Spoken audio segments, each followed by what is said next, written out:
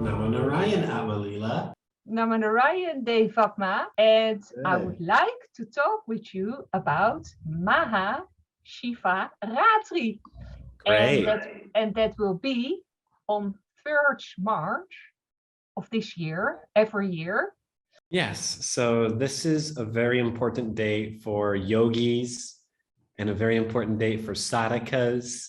A sadhaka is a person who does not only yoga practice, but does yoga sadhana, meaning yoga for spiritual elevation, for spiritual, as a spiritual discipline. Because the Adi yogi, the first yogi, is, of course, Lord Shiva. And we have Lord Shiva as the first guru of yoga. So on this day, we like to do our yoga practices, whatever they are, to set aside a whole day of the year just to practice yoga and your meditation, or to chant your mantra, and to have a day for specifically your sadhana. Great, yeah. And you also seeing you're sitting on the river, the Ganga in India, and that's the sacred river in India. And can you tell me what Shivaratri, what the words are meaning? Maha Shivaratri is a combination of the Sanskrit words Maha, meaning great. Shiva, of course, we know is Shiva, the Lord of destruction, the Lord of disillusion, basically, and the Adi Yogi Guru, the first primal teacher of yoga, perhaps corresponding to the first fully enlightened man, and the teacher of the path of yoga as a spiritual discipline, as a sadhana. And Ratri means night. So this is the night of Shiva. And during this night of Shiva, we like to, for example, to chant the Panchakshara mantra, the 5-syllabled mantra, the great 5-syllabled mantra of Shiva, which is Om Namah Shivaya. Namah Shivaya. Yes. And chanting Om Namah Shivaya gives such great joy and strength and reassurance, and it's like you're increasing that spiritual flame from within yourself every time you say Om Namah Shivaya. And especially on this day, this night of Shiva, which this year is on the 1st of March, coming up now for us in just a few days. And every time that you say Om Namah Shivaya on this day, it is 1,000 times more powerful. So you can do your japa, your mantra every day, and maybe you do 108 mantras every day. But when it's Maha Shivaratri, you do your 108 mantras in the morning or at night, and it's like doing 108,000. And the rewards of this are, they sound so lofty and like you're promising so much, but I urge anybody listening to this just to try it for yourself. To chant Om Namah Shivaya, 2 or 3 malas. A mala is a tool for meditation, 108 beads on it. So, and then there's the 109th bead is called the Meru bead or the Guru bead, and it helps you to count how many cycles you've done. So for example, 3 malas should take you about 15 minutes, depends on how you do it. But give it a try. Try doing this mantra, Om Namah Shivaya, during Maha Shivaratri for even just 1 mala. And you will see for yourself. Yeah, and here you also see Shiva. And here there's also Shiva Lingam. And what is the meaning here in the puja? So the Shiva Linga is perfectly round, and therefore it represents dimensionlessness, right? So all of the different geometric forms we have are the different shapes and forms of within duality. But how do you symbolize the non-dual, the spiritual level? What kind of physical representative can we have to focus our devotion on that non-dual highest reality? That is what the Shiva Linga represents. It represents that pure consciousness element because it has no dimensions. It's perfectly round, has no sides, so it's considered dimensionless. And so it represents that, and it actually does have an energy field to it as well, similar to, for example, pyramids, pyramid energy, the Meru Shri Chakra, and different three-dimensional forms of different yantras also create an energy field around them. And the Shiva Linga also creates a tremendous energy field around it as well. Mm-hmm. And so this is representing the Shiva element, pure consciousness, pure spirit. Yeah. And can you tell me a bit about the significance of Maha Shivaratri? Yes, so this is considered the most auspicious night of the year for removing your bad karmas, for attaining moksha, liberation from the cycles of birth and death, for purifying past sins, bad karmas basically. And so during this day, by chanting Om Namah Shivaya, you are deepening your meditation, you're purifying the psyche, you're purifying the samskaras, the latent impressions in the psyche. Because this mantra has so much Shakti, so much power. There's something called mantra Shakti, and every single mantra has mantra Shakti, a certain power to it. And when you chant the mantra over time, that Shakti builds up within your subtle body. And so the mantra Shakti at this time is so powerful because it's global, because we have a certain amount of people who are all chanting at the same time, not only in India, but now all around the world. There are not only Indians all over the world at this stage, but there's also yoga practitioners and yogis all over the world who are celebrating Maha Shivaratri as well. And so you also come into alignment with this energy.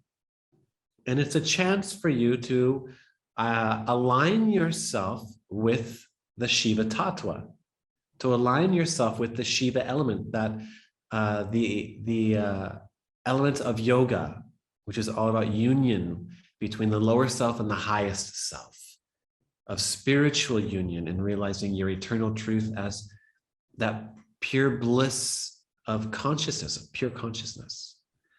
Shiva is that pure consciousness. Mm-hmm. And mantra literally means to tune the mind. Mm-hmm. And so when you chant a mantra, you're tuning the mind to a certain frequency, and that is a certain frequency of the divine. All mantras are a certain frequency of the divine, and they help to awaken your own inner Shakti, the Kundalini. Mm-hmm. Mm-hmm. So it's a very important opportunity to tune into the energy of Shiva, the energy of yoga, and to attune your mind to that frequency. So yes, we are going to start doing an annual celebration of Maha Shivaratri.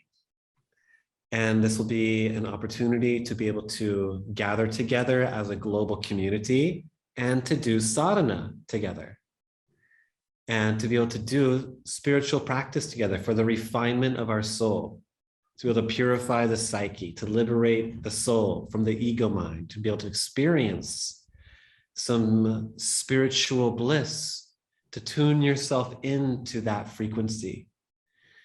And it's important that we have certain events every year, that the purpose is just for that. Because we have so many courses at Tripura Yoga, and we love exploring different intellectual paths. But what's most important is for you to have your own direct personal experience. And for that, we have to practice, and we need a technique and a method. And the best method, according to Tantra, especially the various schools of Shakti Tantra and Shiva Tantra, is a mantra. Because a mantra you receive from somebody else who received it from another. And it goes all the way back to Shiva. And this energy of Shiva is being passed down in lineages, in generations. And all these different yoga lineages are actually coming from Shiva. And so when we become initiated, we are becoming this generation of Shiva. And we utilize a mantra, because how are you going to affect that deepest layer of your being, right? We have so many different practices for the physical body, the asanas and the shatkarmas. We have so many practices for the pranamaya koja, for the pranic body. We have the pranayams, for example. We have practices for manomaya koja, for the mind, such as the different meditations, the dharanas. But how are you going to reach vijnanamaya koja? How are you going to reach anandamaya koja? How are you going to reach those deepest levels of your being, the psyche and pure bliss beyond even the psyche? For that, we need to rely on the most basic components of reality, of material reality, which is sound and light. And so we use a mantra and a yantra. And this is allowing you to penetrate into the deepest levels of your being. So we are going to be using the mantra Om Namah Shivaya on Maha Shivaratri together as a community. And you will also give for students the opportunity to celebrate this together at Tripura. And you will also give a fire ritual, the Haven or Homa. And can you tell me why especially that fire ritual, that puja? And we're going to do this fire ceremony. Why the fire ceremony? The fire ceremony is the origin of the Vedas. Mm-hmm. The very first god mentioned in the Vedas is Agni, the fire god. It is Agni that is the messenger between you and the other gods. So that's why during the Havan, during the fire ritual, you give offerings to the fire, because Agni is then going to take that offering and distribute it to whoever the other gods are that you're addressing. So if you want to give something to Shiva, or if you want to give something to Ganesha, or if you want to give something to Devi, to Lakshmi, Saraswati, or Durga Ma, you offer it to the fire.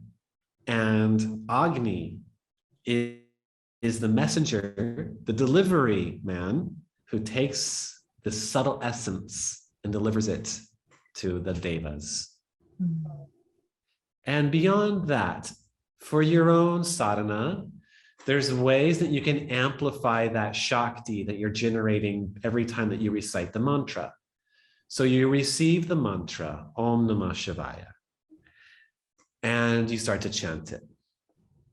And there's certain ways that we can amplify this. So first of all, the most important way, before we talk about anything external to us, we want to talk about the attitude. And so you want to chant it with bhav, with feeling. You want to always chant the mantra with fire and to never let it go dull.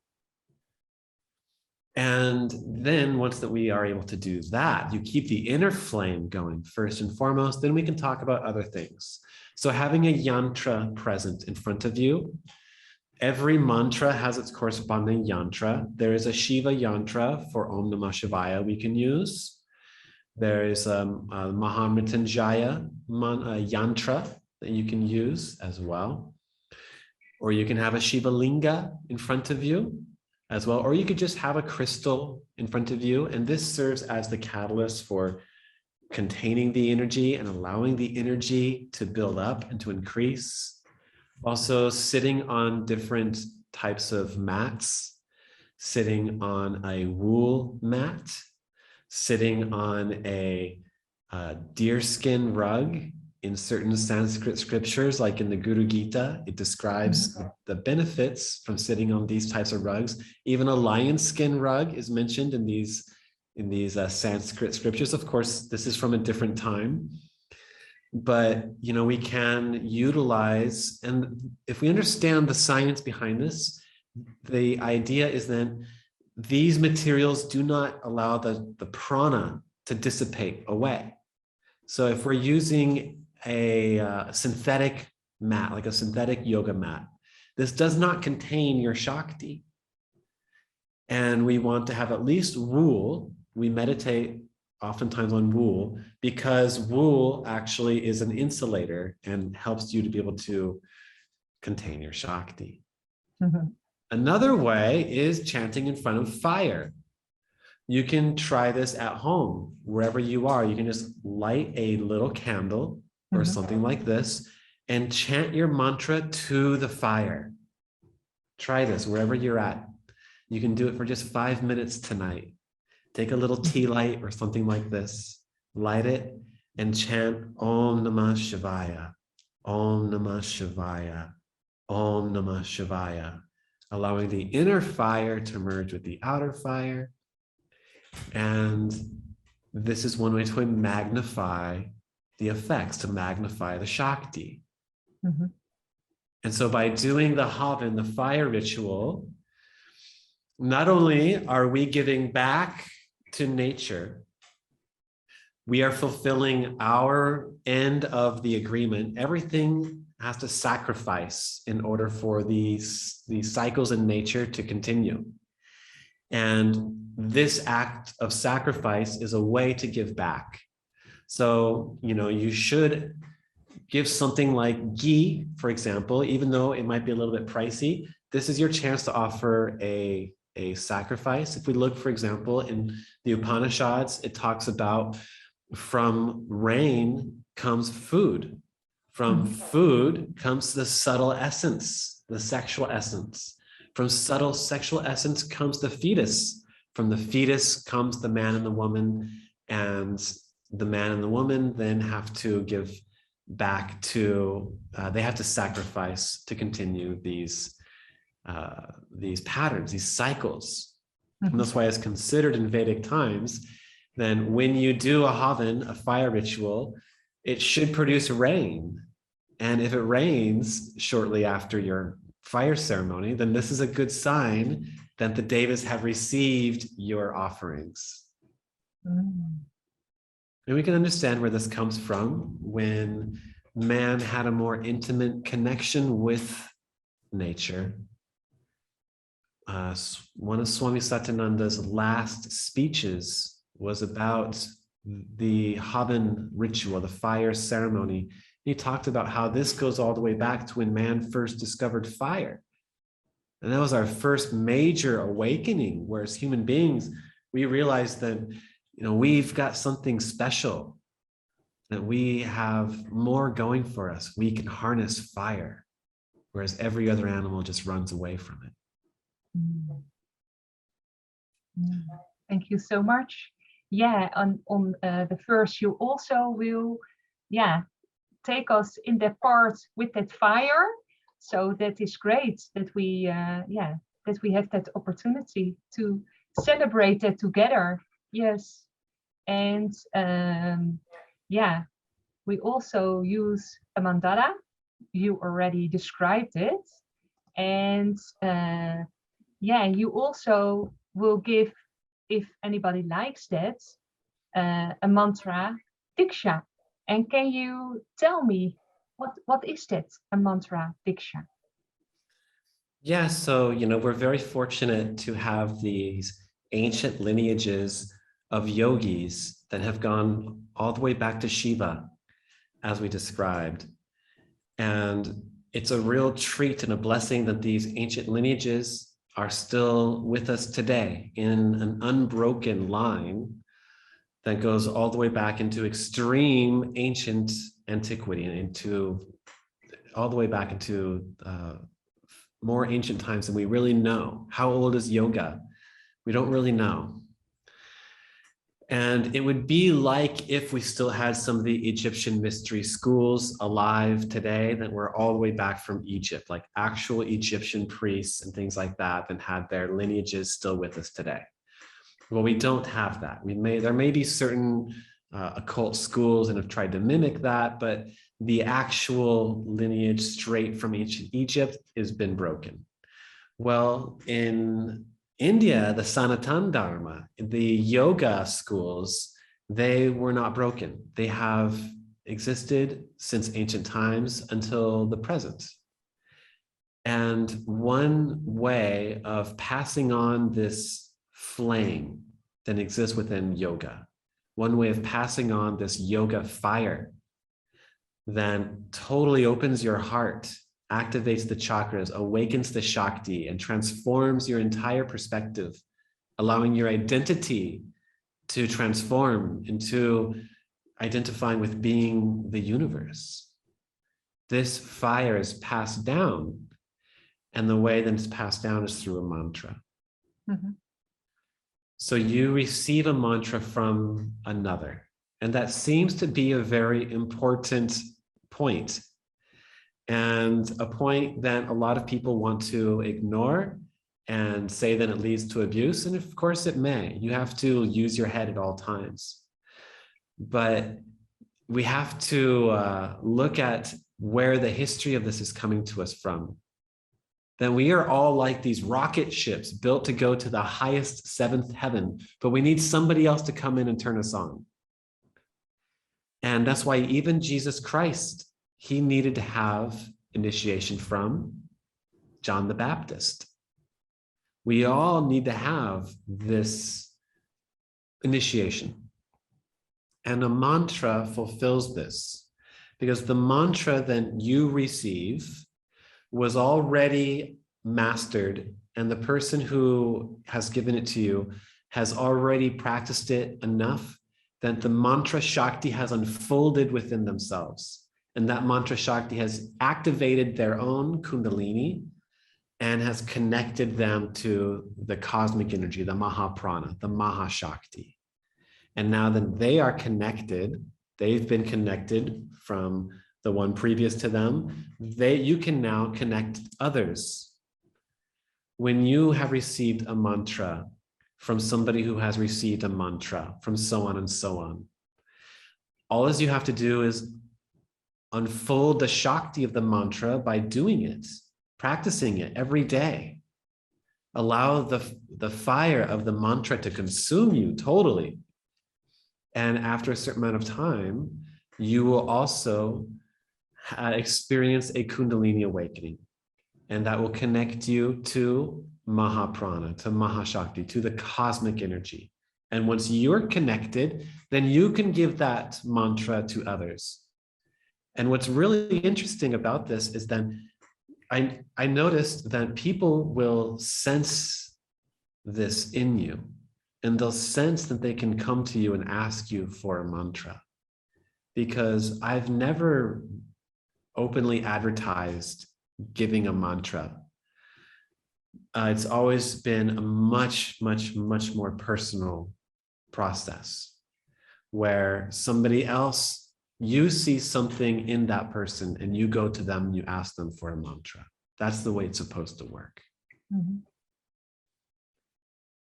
And that mantra, you can go to greater heights. It's not like you can only go as far as the one who initiated you. That's not true. You can go to much greater heights. It's totally all your own effort. It's all about you. It's what you bring to it. Yoga in general, spiritual life, period. It's all what you bring to it. And so by fanning the flames of the mantra Shakti, that has been lit within your heart, you can totally become tuned in to the Shiva Tattva, to the Shiva element. You can begin to experience something beyond your own ego mind. You can begin to experience the bliss of featureless awareness in the silence of your mind.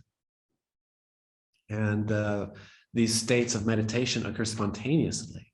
When the inner Shakti has been awakened by a mantra, meditation occurs spontaneously. A lot of these visions will happen spontaneously. Spiritual life begins with this. And really before mantra initiation, it's all in the intellect. 99% of it is intellectual. And spiritual life really begins with receiving a mantra and fanning the flames of that mantra Shakti into a blazing fire within your heart that consumes all of the samskaras and consumes all of the desires and returns you to ash. Yeah, thank you very much, Devatma. And yeah, meditation is very important. Yeah, that what you're saying, you're getting that mantra, but then it's up to yourself how you give that meaning in your own life. And meditation there, I thought, yeah, in nature and just sitting in silence, yeah, is very important for everybody, I think. Yes, no doubt. And most people are intimidated by meditation. And even if they want to meditate, maybe they don't even know where to begin. And that's why receiving a mantra can be really helpful, because along with that mantra, you're also receiving the mantra Shakti. And that mantra Shakti will spontaneously begin to take effect within the subtle body. It'll start to awaken the chakras. It'll start to activate and open your heart. And you'll want to just naturally enjoy inner silence and bliss and serenity and tranquility. And that serenity and tranquility will become more spontaneously. And you'll be able to just sit and meditate for maybe sometimes just 5 minutes, and other times maybe 2 hours or 3 hours, and not have to try to have a technique. You're just witnessing the tremendous bliss that is unfolding in your heart. Just being a witness to that beauty, that beautiful experience of the Shakti rising like the morning sun, and those beautiful morning red rays illumining your heart. And you just want to just hold that experience. And a minute turns into 10 minutes, turns into an hour. And this bliss just keeps coming. And you are inspired then more to chant your mantra, Om Namah Shivaya, Om Namah Shivaya, Om Namah Shivaya. But it's really quite beautiful, because mantra initiation allows you to have a glimpse or a taste of what the goal is, what the destination is. And that's very important, because otherwise it can be like the blind leading the blind. You don't really know what you're going for. Somebody has to have a direct personal experience of the ultimate destination. And when you receive a mantra during initiation, you have your own experience of that. You have an experience of the ultimate on your own. And this allows you now to know where we are going, what we're working towards. It's as if you had somebody who had been sick their whole life, if you could just give them a brief moment of total wellness and perfect health and homeostasis, just for a moment. So that now when they go back into their illness, they know where they're trying to get back to. And this is one really beautiful component of receiving a mantra that carries the Shakti of a lineage. a lineage of yogis, and the efforts and they have put into it, their own sadhana is there in the mantra when you receive it from another who has received it from that lineage. And that spark, so I see it as being like a spark. Then I'm going to give you a spark, or somebody else is going to give you a spark. And you can take that spark and you can fan it into a flame, and you can fan those flames into a raging, roaring fire. And karmically, we're all going to receive the Shakti different, which is why it's best to have no expectations, but to participate fully. Because the more that you surrender, the more you're going to receive. Because it's actually not a matter of anybody giving you anything as much as you drawing it from them. The devotee draws the Shakti from the object of devotion. Even if somebody does not want to give it, their devotion draws it from them. So what's most important is your heart, where your heart is at.